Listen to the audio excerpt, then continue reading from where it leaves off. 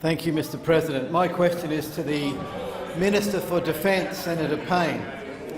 I commend the government for delivering on its pre-election commitment to build 12 new submarines in Adelaide and congratulate the successful French bidder DCNS. Minister, I note the French were the only bidder to have nuclear-powered submarines. I also remind the Minister of my question to her predecessor, Senator Johnson, in this place in December 2014. And in his answer, the Minister congratulated me in commencing the nuclear submarine debate. And I note the Financial Review observed yesterday that some of our new submarines could in fact be nuclear-powered by the time they enter service. Minister, could some of the 12 future submarines be nuclear-powered?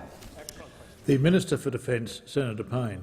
Thank you very much, Mr President. Senator Day, I thank you very much for the question, and the answer is no, that is not in the government's contemplation.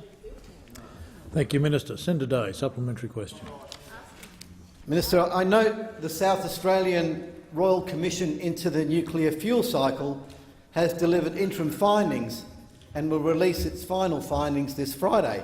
Given that there might be a potential nuclear-powered component for future submarines, will the government commit to investigate and publish a cost-benefit analysis of the French nuclear industry, helping to expand South Australian and national nuclear capabilities?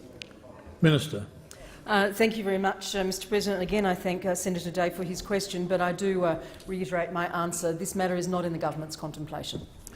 Thank you, Minister. Senator Day, a final supplementary question. Okay, I'll try again. Given that the French have just 6 submarines, as do the Germans, the Japanese have 17, is the Minister confident that by the end of this future submarines build, Australia will have the capacity to build its own submarines without relying on an international partner or indeed selling its capacity to other nations?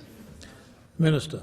Thank you very much, Mr President. As I said yesterday, I think in response to a question from Senator Reynolds, one of the most important aspects of the decision the government has made in relation to an Australian build for the 12 future submarines in Adelaide relates to the capacity to develop a sovereign capability for ourselves.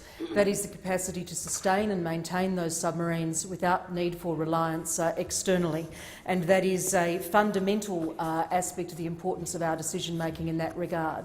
Mr President, I can indicate to the Senate that as the capability is developed, as the training, the jobs, the high technology and innovation requirements are brought together in the design process, we will have a multiple decade-long plan for the sustainment and maintenance, let alone the build, of these submarines.